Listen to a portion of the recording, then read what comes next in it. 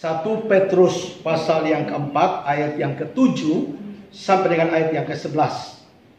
Kesudahan segala sesuatu sudah dekat.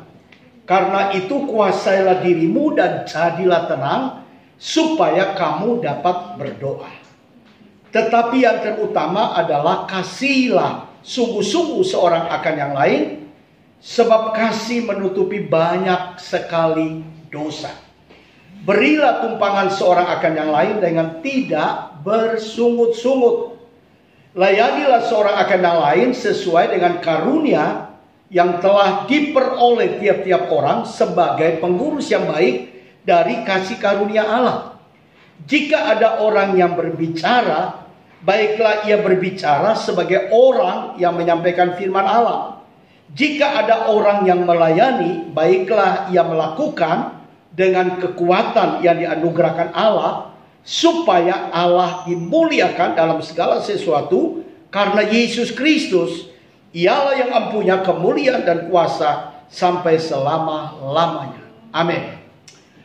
Tema saya pagi ini adalah hidup orang Kristen di akhir zaman. Tahukah Bapak Ibu Saudara sekalian, bahwa kita sedang berada dalam masa percepatan Tuhan. Kita sedang berada dalam masa akhir zaman. Semua peristiwa, semua keadaan, situasi yang sedang terjadi bagi dunia ini, bahkan bangsa kita Indonesia, itu adalah satu penggenapan janji Tuhan atas orang-orang yang percaya kepada Tuhan.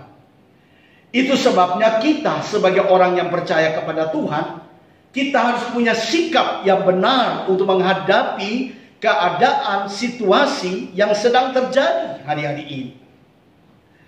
Sikap yang pertama adalah kita perlu hidup di dalam penguasaan diri. Karena Alkitab berkata kesudahan segala sesuatu sudah dekat. Artinya waktu ini sudah sangat singkat. Kedatangan Yesus ke dalam dunia ini semakin hari semakin dekat. Itu sebabnya pesan Tuhan bagi kita orang Kristen, anak-anak Tuhan, orang yang percaya kepada Tuhan, kita perlu hidup dalam penguasaan diri. Artinya kita tidak boleh jatuh ke dalam dosa yang sama yang kita berbuat setiap saat. Tapi kita harus betul-betul minta ampun sama Tuhan. Kita harus hidup kudus, hidup layak, hidup berkenan kepada Tuhan. Supaya pada waktu Yesus datang pada kali yang kedua, kita adalah orang-orang yang diperhitungkan oleh Tuhan. Bahkan kita juga bisa masuk dalam kerajaan surga yang kekal yang Tuhan sediakan bagi kita. Itu sebabnya hidup kita di akhir zaman, yang pertama adalah kita perlu hidup di dalam penguasaan diri. Yang kedua, sikap yang kedua di akhir zaman adalah kita perlu hidup di dalam ketenangan. Saya tahu Bapak Ibu sedang berada di rumah dalam ketidakpastian, dalam ketidaktenangan. Karena COVID-19 membuat banyak orang tidak tenang dalam hidup ini. Banyak orang menjadi takut di dalam dunia ini. Banyak orang mengalami kekhawatiran, kecemasan dalam hidup ini. Bahkan mereka sedang berpikir besok makan apa, besok minum apa. Karena dalam kondisi seperti ini. Tapi saya mau katakan kepada saudara, kita harus hidup dalam ketenangan. Masalah makanan dan minuman itu Bapa kita di surga, Dia siap menyediakan bagi kita. Alkitab berkata, jangan kamu khawatir. Burung di udara saja Dia pelihara. Apalagi kita sebagai umat kepunyaan Tuhan, ciptaan Tuhan yang mulia. Tuhan pasti pelihara kita. Tuhan pasti menjadi jaminan yang pasti dalam hidup kita. Itu sebabnya hari ini saya berpesan kepada semua jemaat, kepada semua orang-orang yang percaya, kita tidak boleh hidup dalam kekhawatiran. Kita harus hidup dalam ketenangan. Di saat masalah kesulitan datang, mari kita datang kepada Tuhan, berdoa, memohon kepada Tuhan dengan sungguh-sungguh, maka Tuhan akan memberikan berkat yang spesial bagi kita. Bahkan Tuhan akan memberikan kemenangan demi kemenangan dalam hidup kita. Bahkan Tuhan akan memberikan ketenangan di batin kita, dan kita bisa bersukacita setiap saat karena kasih Tuhan ada dalam hidup kita. Yang ketiga adalah kita perlu hidup di dalam kasih. Saudara-saudara, bukti kasih Tuhan yang terbesar adalah Allah memberikan Yesus mati di kayu salib untuk menanggung setiap dosa, kesalahan, dan pelanggaran kita. Itu bukti kasih Allah yang besar dan tidak perlu kita lupakan. Kita harus mengingat segala kebaikannya, mengingat segala perbuatan-perbuatannya yang besar dalam hidup kita. Itu sebabnya saudara-saudara, kalau kita sudah menerima kasih Tuhan yang besar, maka hari ini kasih Tuhan yang ada dalam hidup kita, kita juga bisa bagikan kepada orang lain. Kita juga bisa salurkan kepada orang lain. Ada begitu banyak orang mengalami kesusahan. Ada banyak orang yang mengalami dampak dari COVID-19 ini. Mereka perlu ditolong. Mereka perlu menikmati berkat Tuhan di saat mereka mengalami krisis seperti ini.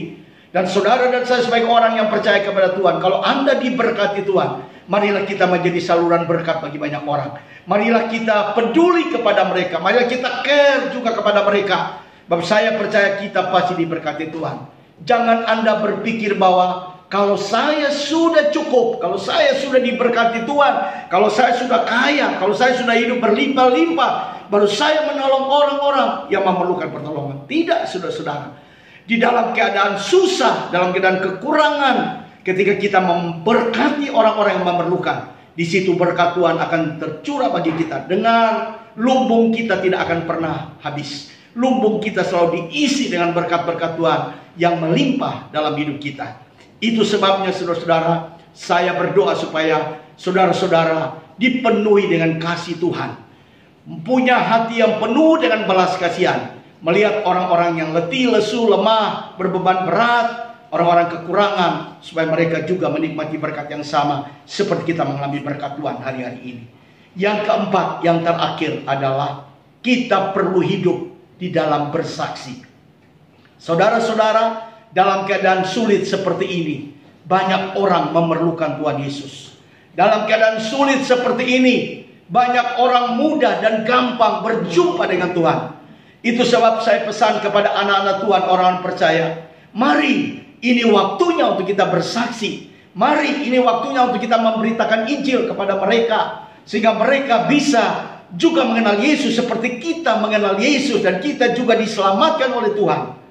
Beritakan Injil. Sebab Kisah Rasul 1:8 berkata, kamu akan menerima kuasa kalau Roh Kudus turun ke atas kamu. Kamu akan menjadi saksiku di Yerusalem, Yudea, Samaria, sampai ke ujung bumi. Itu berarti saudara-saudara, kita harus bersaksi. Karena apa? Karena Tuhan sudah memberikan kuasa pengurapan itu dalam hidup kita. Sehingga kita perlu bersaksi kepada orang-orang yang memerlukan pertolongan. Karena Alkitab berkata, kalau Injil Kerajaan Allah sudah diberitakan sampai ke dunia ini, maka waktu kedatangan Yesus tidak akan lama lagi. Saya percaya bahwa Injil sudah didengar banyak orang di dunia. Mungkin lewat medsos, mungkin lewat berita-berita televisi. Banyak orang sudah mendengar Yesus. Dan ini tandanya bahwa Yesus tidak lama lagi datang ke dalam dunia. Saya berdoa supaya kita semua akan bangkit menjadi saksi Yesus. Membawa generasi ini diselamatkan oleh Tuhan. Dan lewat hidup kita, nama Tuhan Yesus dipermuliakan. Tuhan memberkati kita semua. Haleluya. Amin.